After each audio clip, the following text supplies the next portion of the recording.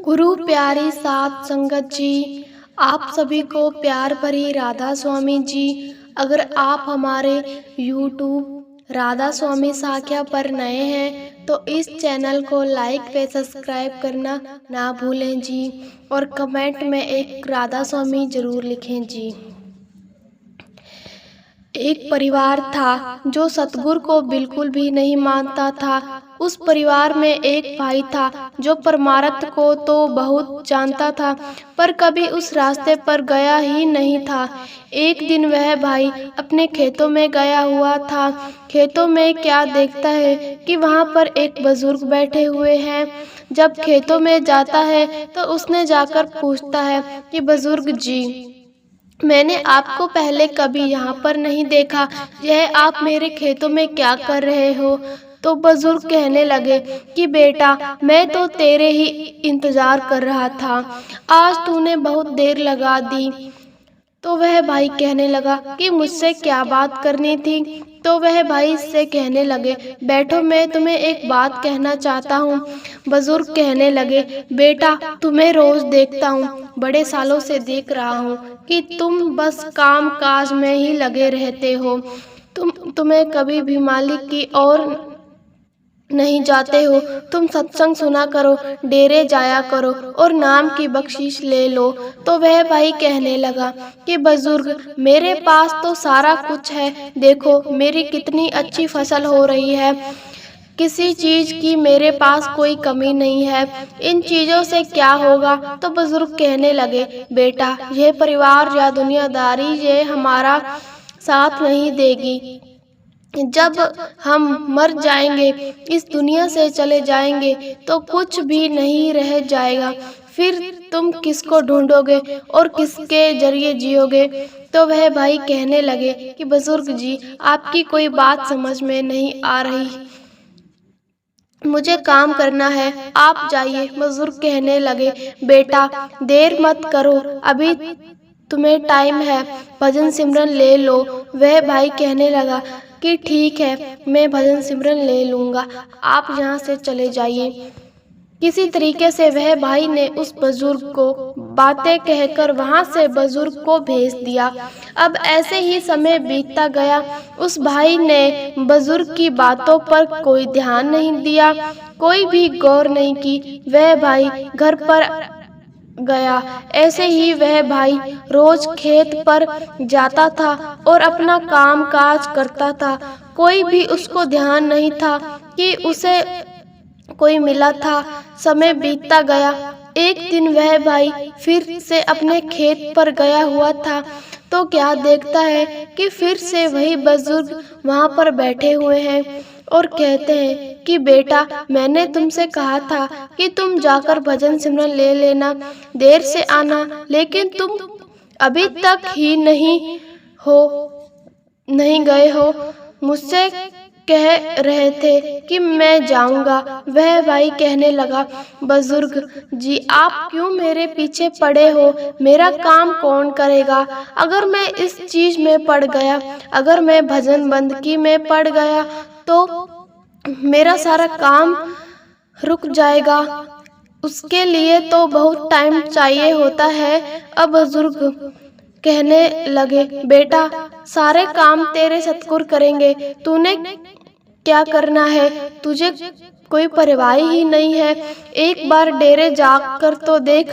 अब वह भाई कहने लगा कि बुजुर्ग जी, मैंने आपको कभी भी नहीं देखा, आप मेरे क्यों पीछे पड़ गए हो? वही बुजुर्ग कहने लगा, बेटा, मेरी बातों को मानो, तुम्हारे पास यही टाइम है, समझा करो, तुम क्यों नहीं जाते हो? अब वह भाई कहने लगा, ठीक है बुजुर्ग जी, मुझे बता दो कहाँ जाना है। अब बुजुर्ग ने कहा कि फलाने जगह ऐसा डेरा है, वहाँ पर तुम्हें पहुँचना है, वहाँ सत्संग सुनना है और तुम्हें नाम की बख्शीश लेनी है। वह बस इतना ही तुम्हारा काम है। अब वह भाई कहने लगा, ठीक है, आप जाओ, मैं चला जाऊंगा। अब वह भाई जब घर पर गया तो उस भाई के उस दिन वह बातें बहुत दिमाग में आई थी कि ऐसा तो नहीं कि वह बुजुर्ग कोई फकीर हो। मुझे तो यह कोई फकीर ही लग रहा है। अब वह परिवार वालों से कहने लगा कि 2 बार हो गया है मुझे एक खेत में फकीर मिले हैं और वह उनको मैंने कभी देखा भी नहीं है। और वह मुझसे कहने लगे कि फलाने जगह जाकर नाम की बख्शीश ले आओ। अब परिवार वाले कहने लगे कि बेटा तुम किन चक्कर में पड़ गए हो, यह सब पाखंडी होते हैं, यह अपनी ओर खींचते हैं, तुम्हें पता नहीं कौन कौन खेतों में मिल जाते हैं। तुम इनके चक्कर में मत पड़ना और तुम अपना काम किया करो और तुम्हें इनकी बातें छोड़ दो। वह भाई कहने लगा कि नहीं, वह मुझे 2 बार स्नेह देकर गया है, एक बार मैं जरूर जाऊंगा, डेरा देखूंगा। परिवार वाले बहुत उस भाई को डांटने लगे कि तू पागल हो गया है, अपना काम काज छोड़कर तू डेरे जा रहा है। उस भाई ने किसी की बात नहीं सुनी और वह भाई डेरे पहुंच गया। जब डेरे पहुंचा तो सत्संग सुनने लगा तो वह भाई सतगुरु को स्टेज पर देखता है। सतगुरु स्टेज पर आया। चरण सिंह महाराज जी जब स्टेज पर आया तो वह भाई सतगुरु को देखते ही देखते रह गए। यह तो वही बुजुर्ग है जो 2 बार मेरे खेतों में आए थे और मुझे स्नेह देकर गए थे, यही सतगुरु है। यह तो खुद मुझे कहने आए थे कि बेटा डेरे आओ। यह तो कोई अलग ही रूह है। उस भाई की आंखों में आंसू आ गए जब सतगुरु ने सत्संग फरमाया और वचन सुने तो उस भाई को कुछ भी नहीं सूझ रहा था और वह भाई सोचने लगा कि इतना टाइम से मैं कहाँ भटक रहा था। अब पहली बार भाई डेरे गया था, सत्संग सुना, बहुत अच्छा लगा और उस भाई को पहली बार में ही नाम की बख्शीश मिल गई क्योंकि सतगुरु ने सुना दिया था। सतगुरु ने उस भाई को वहां पर बुलाया था। जब वह भाई नाम की बख्शीश लेकर घर पर आया तो परिवार वालों से कहने लगा कि आज तुम्हें पता है कि मेरे साथ क्या हुआ। परिवार वाले पहले तो बहुत नाराज हुए कि इतने दिन तू कहाँ था, तुम्हें कोई घर का ख्याल है ही नहीं, कोई खेती बाड़ी का ख्याल नहीं है। भाई कहने लगा मैं बता कर गया था कि मैं डेरे जा रहा हूँ। अब वह परिवार वालों से कहने लगा कि जो बुजुर्ग मेरे खेत में आते थे ना, वह बुजुर्ग ही वहाँ पर बैठे हुए थे और आपको पता है मैं नाम की दात भी लेकर आया हूँ। अब वहीं मैं सिमरन करूँगा। अब परिवार वाले बहुत हैरान और परेशान हो गए और भाई को डांटा। कहने लगे तुम लोक लाज की बिल्कुल भी चिंता नहीं है, पता नहीं किस बाबाओं के चक्कर में पड़ चुके हो, अब क्यों बदनामी दिलवा रहे हो। उस भाई ने किसी की कोई बात नहीं सुनी, कोई जवाब नहीं दिया और वह भाई अपना काम काज करने लगा। जब भी कोई सुबह 1:30 बजता था तब स्नान करके वह भाई अपने भजन सिमरन पर बैठ जाता था। भजन सिमरन पर बैठकर जब 5 से 6 बजे वह उठ जाता, वह भाई चाय पीकर अपने खेत में चला जाता। अब खेत में थोड़ा बहुत काम काज देकर वह भाई ये सोचता था कि जल्दी से काम करके अपने भजन सिमरन पर बैठ जाऊंगा। अब वह भाई पेड़ के नीचे भजन सिमरन पर बैठ जाता था। अब उस भाई को कोई शुद्ध बुद्धि नहीं रहती थी, मालिक से प्रेम ही इतना हो गया था। अब जो वहाँ पर लोग खेतों में काम करते थे वह इस चीज को देखकर बड़े हैरान होते थे कि पता नहीं ये आता तो खेत पर है पर यह पेड़ों के नीचे चौकड़ी मारकर बैठ जाता है, इसे बिल्कुल भी कोई परवाह नहीं है। अब वह जो लोग थे वह उस परिवार को घर जाकर कहने लगे, आपका बेटा है ना, वह खेत में जाकर कोई काम काज नहीं करता, वह बस चौकड़ी मारकर एक पेड़ के नीचे बैठा रहता है। जब यह चीज परिवार वालों ने सुनी तो फिर से उस भाई को बहुत डांटा, बहुत भला बुरा सुनाया। कुछ नहीं कर सकते हो, पता नहीं कौन सा तुमने नाम ले लिया है, क्या करते हो, सुबह यहाँ पर भी बैठे रहते हो, वहाँ पर भी बैठे रहते हो, हमारा लगता है घर बर्बाद कर के ही छोड़ोगे, खेती बाड़ी में तुम्हारा कोई ध्यान ही नहीं है। लेकिन उस भाई पर मालिक की इतनी कृपा थी, वह भाई आगे से कोई जवाब नहीं देता था। ऐसे ही समय बीतता गया। उस भाई को दुनिया वालों भी बातें करने लगे, घर वाले भी बातें करने लगे कि तू पागल हो गया है। एक दिन उस परिवार में पाठ पूजा थी जो 3 दिन चलनी थी। अब वह परिवार वाले उस भाई से कहने लगे कि ऐसे ऐसे हमारे घर पूजा है, तुम्हें तो कोई काम नहीं है। अब यह जो तुम सुबह ही उठकर अपने भजन सिमरन पर बैठ जाते हो, यह मत करना, और जो भी घर का काम काज है वो बड़े ध्यान से करना, सेवा करना, यही काम आएगा।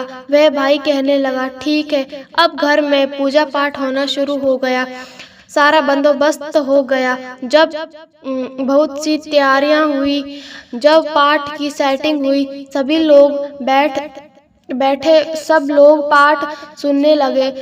अब जब रात के 1-1:30 बजे तो उस भाई ने क्या किया, अपना स्नान करके जिस कमरे में पाठ रखा हुआ था उसी कमरे में वह भाई भजन सिमरन पर बैठ गया। जब भजन सिमरन पर बैठा तो एक भाई पाठ की ड्यूटी थी 2 बजे से, तो जब वह भाई 2 बजे अपना स्नान करके अपने पाठ पर आया तो अंदर क्या देखता है कि एक भाई अपने ऊपर कपड़ा लपेटकर पूरा मुंह लपेटे हुए भजन बंद की कर रहा है।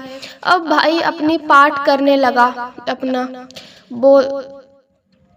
बोलना था वही बोलने लगा जो बोलना था, उसको पढ़ने लगे। 4 बज गए। उस भाई की ड्यूटी समाप्त हो गई।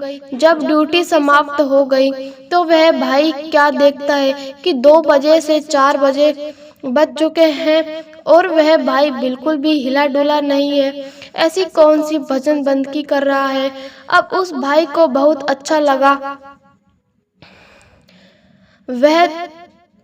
उसे लगा कि यह भाई अब उठता है जब 6 बजे, तो भाई उठ गया। जब उठे तो वह जो पाठ साहब थे, जो भाई पाठ कर रहा था, वह कहने लगे कि भाई इतनी बड़ी तुम्हारी चौकड़ी है, कैसे बैठे रहते हो। मैं तो 2 बजे से तुम्हें देख रहा हूँ कि तुम ऐसे ही बैठे हुए हो, बिल्कुल भी हिले डुले नहीं हो। इस चीज को देखकर मैं बड़ा हैरान हूँ। तो वह भाई कहने लगा कि बस मालिक की कृपा है, जितना टाइम वह बिठा देता है बैठ जाता हूँ।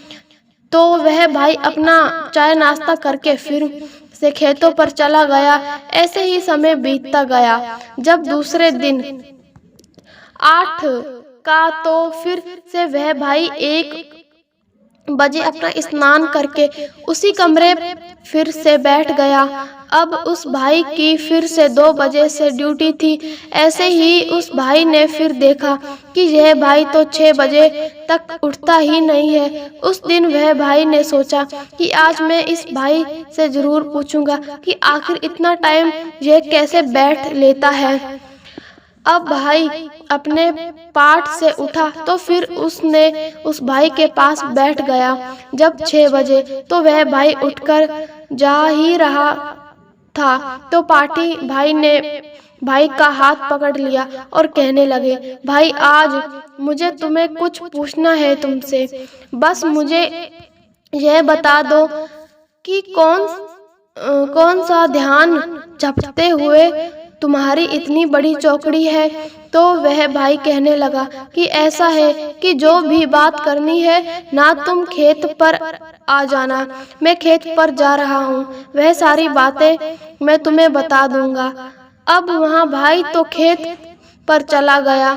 अब जो पाठी साहब थे वह परिवार वालों से कहने लगे कि जो तुम्हारा बेटा है वह खेत पर गया है, कहाँ पर आपके खेत है।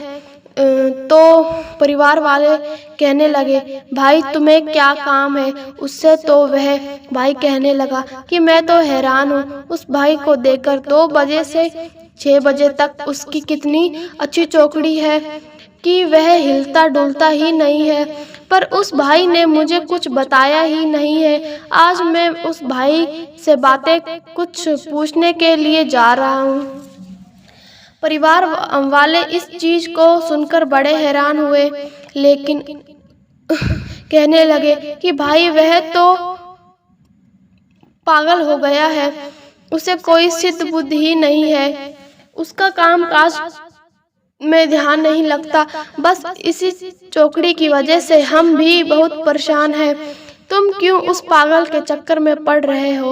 वह पाठी साहब को सुनकर जय बहुत बुरा लगा और वह परिवार वालों से कहने लगा कि मैं इतना तो नहीं जानता कि चौकड़ी मारकर वो क्या करता है, पर जितना मैंने उसको अभी तक 2 दिनों में समझा है, मुझे तो वह कोई मालिक की प्यारी रूह लगती है और बहुत ही किस्मत वाले हो जो आपके घर में उस भाई ने जन्म लिया है। वे परिवार वाले कहने लगे देख देख आपका भी हाल वैसा ही है भाई, हम आपको नहीं समझा सकते। आप फलानी जगह खेत है, आप वहां चले जाइए। अब पाठी साहब खेत पर पहुंच गए और वह भाई क्या देखते हैं कि पेड़ के नीचे अपनी भजन बंदगी कर रहा था। पाठी साहब ने ये देखकर कहा है, बड़ी हैरानगी हुई, भाई उठेगा और मुझसे बात करेगा। अब जब वह भाई उठे तो क्या देखते हैं कि पाठी साहब पास में ही बैठे हुए थे। अब वह पाठी साहब कहने लगे कि भाई आज मुझे बता दो कौन सी भजन बंदगी करते हो तुम। तो वह पाठी साहब कहने लगे कि मैं तो हैरान हूँ कि आप इतने समय बैठ कैसे लेते हो, कौन से गुरु हैं आपकी। वह पाठी साहब कहने लगे भाई 40 साल हो गए मुझे गुरबानी पढ़ते हुए और उसकी व्याख्या करते हुए, पर आज तक मैंने ऐसा कोई भी इंसान नहीं देखा जिसकी इतनी बैठक हो और इतने भजन बंद की हो। तो वह भाई कहने लगा कि यह तो बस सतगुरु ही जानते हैं, हमारे बस में कुछ भी नहीं है, यह तो उसकी मौज है। पर आप मेरे चक्कर में मत पड़ो, मुझे तो लोग भी बातें करते हैं, घर वाले भी बातें करते हैं। तो यह पाठी साहब कहने लगे कि नहीं, मुझे आज तुम वह चीज बताओ जिसकी तुम भजन बंदगी करते हो। वह भाई कहने लगा कि मैं वह चीज नहीं बता सकता। अब पाठी साहब ने उस भाई के पैर पकड़ लिए। किसको मानते हो। तो उस भाई ने अपने पैरों को दूर किया और कहने लगा कि क्या मुझ पर अपना भार चढ़ा रहे हो भाई। वह तो पूरे सतगुरु हैं जो अपनी और रूहों को खींचते हैं, मुझे तो उन्होंने ही अपनी ओर खींचा है। अगर पैर पकड़ने हैं तो उस सतगुरु के जाकर पकड़ो, वह अलग ही रूह है। वह दुनिया में आए हुए हैं हमारे जैसे जीवों को सुधार करने के लिए, पर मेरे परिवार वाले इस चीज को समझते ही नहीं हैं। अब पाठी साहब को भी उस भाई की बातें पर बहुत ज्यादा भरोसा हो गया और वह कहने लगा कि कल तुम्हारे घर भोग है, समाप्त हो जाएगी पाठी की, तो तुम मेरे साथ एक बार डेरे जरूर चलना। अब वह परिवार में जो पाठ रखा हुआ था तीसरे दिन की उस परिवार में समाप्ति थी। सारा कुछ बहुत अच्छे तरीके से हो गया। अब जो पाठी साहब थे वह परिवार वालों से कहने लगे कि आपके घर में बहुत अच्छे से सारा कुछ हो गया, पर एक बात की आपके घर में बहुत ज्यादा कमी है। परिवार वाले कहने लगे कि भाई वह कौन सी कमी है? तो वह पाठी साहब कहने लगे, आपको पता है जो आपका बेटा है उसमें कितनी पावर है। अगर वह कोई वर्ड भी आपके मुंह से बोल देगा ना तो वह भी सच हो जाएगा। वह एक अलग ही रूह है जिसने आपके घर में जन्म लिया है और आप उस भाई को बिल्कुल समझ ही नहीं पा रहे हो। तो वह परिवार वाले कहने लगे कि तुम पर भी लगता है उसका रंग चढ़ गया।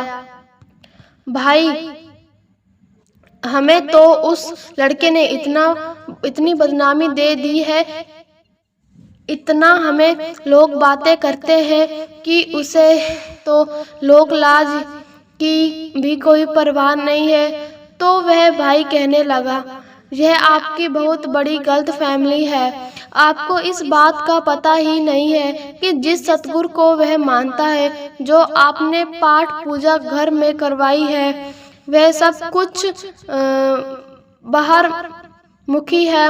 उसको करने से, उसको पढ़ने से मुक्ति कभी नहीं मिलेगी अगर हम सच्चे सतगुरु के साथ नहीं जुड़ेंगे।